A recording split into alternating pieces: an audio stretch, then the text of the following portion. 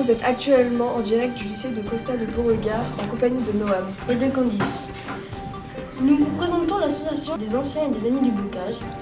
Nous faisons la connaissance de Monsieur Moison et de Madame Caronne. En tout cas, moi je suis vachement content que vous soyez venus. Parce que c'est la première fois que j'ai l'occasion de recevoir un groupe comme vous pour l'association. Au nom de l'association, c'est génial. Bonjour, nous sommes en présence de Monsieur Moisan, président de l'association, et Catherine Garonne, secrétaire de l'association. Pourquoi avez-vous décidé de devenir président? Alors, je pense pas qu'on décide de devenir président. Moi, je travaille dans l'association depuis que je la connais, donc ça fait plus de 30 ans. Et j'ai toujours trouvé intéressant de la faire fonctionner. Et donc, à un moment donné où Éric Micot avait trop de boulot, j'ai proposé lors d'une réunion qu'on appelle une assemblée générale de permuter. Moi, je lâchais la trésorerie parce que c'est facile pour lui, et puis moi, je prenais la présidence. Donc, c'est comme ça que ça s'est fait. Pourquoi avez-vous décidé de devenir secrétaire?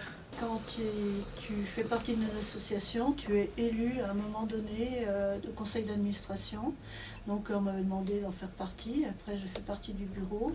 Et le poste de secrétaire étant vacant, on m'a demandé si je voulais bien participer à cette fonction-là. Voilà. Depuis combien de temps existe l'association? Une question très intéressante.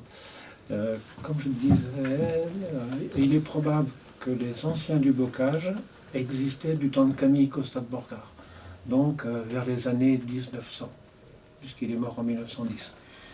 L'association, elle a fonctionné sans être déclarée pendant longtemps. Et j'ai retrouvé les traces de la première déclaration, c'est un papier qui date du 6 décembre 1966.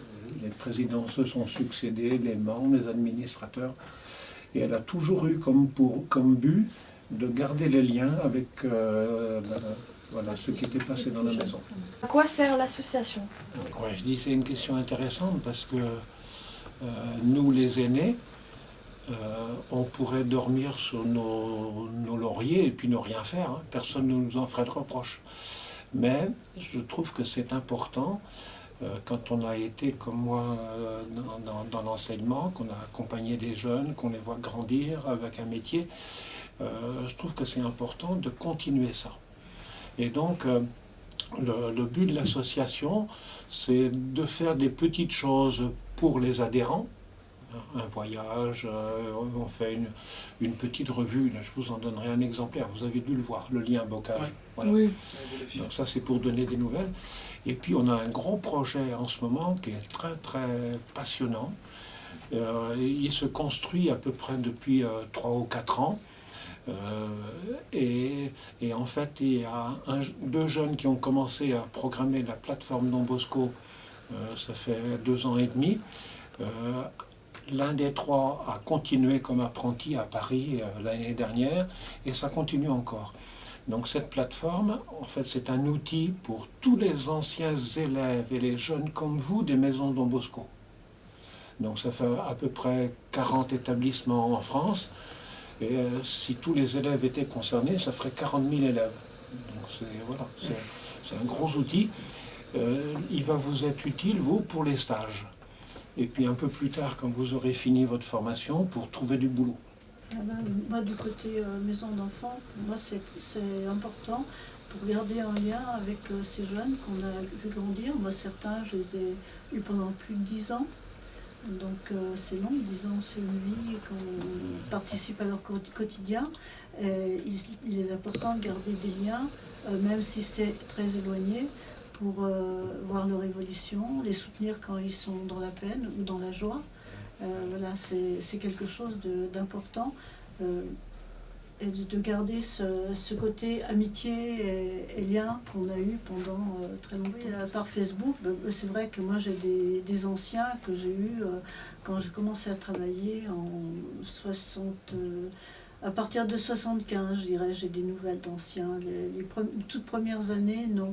Mais les autres, très souvent, ils m'envoient un petit mot. Anniversaire, Noël, machin. Bon, ben, vous connaissez le fonctionnement de Facebook. Ouais. Même hier, j'ai une ancienne, pourtant, qu'est-ce qu'elle a été pénible et qu'est-ce qu'elle a fait comme bêtise, mais qui me disait qu'elle était une maman heureuse. Et ça, rien que ça, c'est un moment de bonheur pour nous, en tant qu'éducatrice, d'avoir un petit message disant « je suis une maman heureuse ». Qu'est-ce que c'est beau. Quelle est votre place dans la fondation du bocage? Nous, on est dans un bureau qui nous est mis à disposition par la Fondation. Voilà. Donc, moi, je peux aller faire des photocopies là-haut, j'ai un compte pour l'association.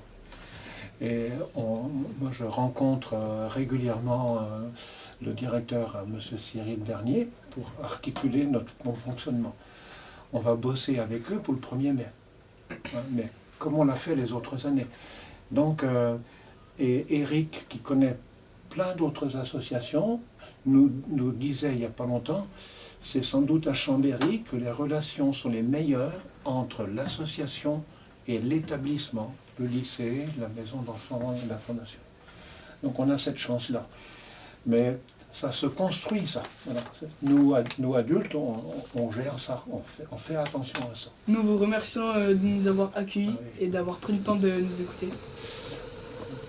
C'est un merci réciproque. Voilà. Et maintenant, nous allons à la rencontre de Monsieur Micot.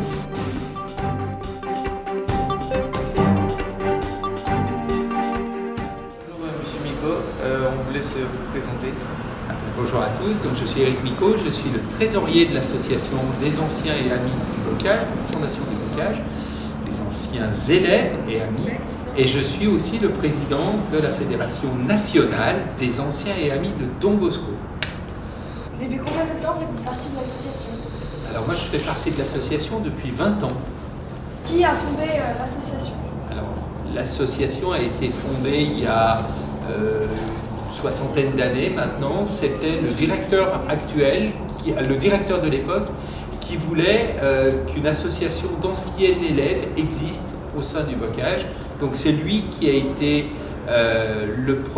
l'instigateur de l'association. C'est lui qui a donné l'impulsion pour que l'association naisse. Et ce directeur à l'époque s'appelait Monsieur Jean-Claude Geoffrey. Comment êtes-vous devenu trésorier? Ben moi je suis un ancien élève d'ici, donc une fois que j'ai quitté le bocage, je suis devenu ancien élève. Je suis rentré dans l'association et puis après je suis rentré au bureau de l'association. Et puis petit à petit, j'ai eu plusieurs fonctions dans l'association et maintenant je m'occupe des finances. Alors, la question à l'intention des jeunes, c'est est-ce que vous connaissez l'association des anciens élèves du bocage? Est-ce que vous connaissez l'association des anciens élèves au niveau national? Et surtout à quoi elle sert, sachant qu'on a bien en tête que maintenant les anciens élèves, ils n'ont plus besoin d'associations pour se retrouver, pour se rencontrer, avec les réseaux sociaux, avec tout ce qui existe. Maintenant, on n'a plus besoin d'associations d'anciens élèves. Par contre, ce qui est important, c'est ce que l'association peut amener en dehors de vous faciliter les rencontres et les contacts. L'association, elle peut vous donner un coup de main si demain vous avez un projet de création d'entreprise, un projet de développer une idée que vous pourriez avoir. L'association, elle peut vous aider aussi dans la recherche d'un emploi, dans la mise en contact entre des professionnels et vous, qui allez être sur le marché du travail dès demain. Voilà, l'association, elle peut venir vous aider tout au long de votre vie dans tout ce que vous pouvez imaginer. Il faut garder un petit peu ce contact avec l'association, soit au niveau local, soit au niveau national, parce qu'on a un pôle de compétences professionnelles, on a beaucoup de gens qui peuvent intervenir dans plein de domaines, qui peuvent vous aider. Il y a des très grosses associations sur des établissements autres que le bocage, des établissements qui ont plus de 1000 élèves. Et bien dans l'association, il y a un pôle de compétences qui est assez énorme. C'est-à-dire que demain, vous créez votre entreprise dans l'association des anciens élèves, vous trouvez un juriste, vous trouvez un notaire, vous trouvez un banquier, vous trouvez un avocat, vous trouvez tous ces gens-là qui vont se dire « bah tiens, Lucas ou je ne sais qui, c'est un ancien de la même école que moi, bah, je peux lui filer un petit coup de main. » quoi. Voilà. Donc ça, c'est quand même c'est quand même intéressant. Donc nous vous remercions de nous avoir accueillis et d'avoir pris le temps de nous écouter. Merci à vous et puis longue vie au local. Pour finir, nous vous laissons avec un ancien élève, Arthur. Bonjour Arthur, est-ce que vous pouvez nous en parler un peu plus de l'association? Bonjour, alors je suis membre de l'association des anciens élèves et amis de Don Bosco. Je suis sorti de BTS en 2019 et je suis aujourd'hui membre de l'association au titre de jeune administrateur, qui est un titre qui a été créé récemment pour pouvoir intégrer au sein de l'association de jeunes administrateurs et d'anciens élèves. Où avez-vous fait vos études? J'ai fait mes études au lycée horticole du Bocage, en BTS, pendant 2 ans.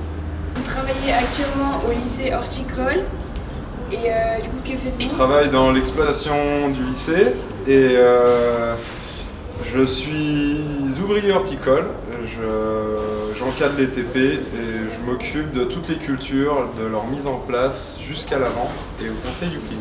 On vous remercie de nous avoir accueillis et d'avoir pris de votre temps pour nous écouter. Mais de rien, les serres vous sont toujours ouvertes. Merci. Merci d'avoir regardé ce reportage. On espère vous compter un jour parmi les anciens.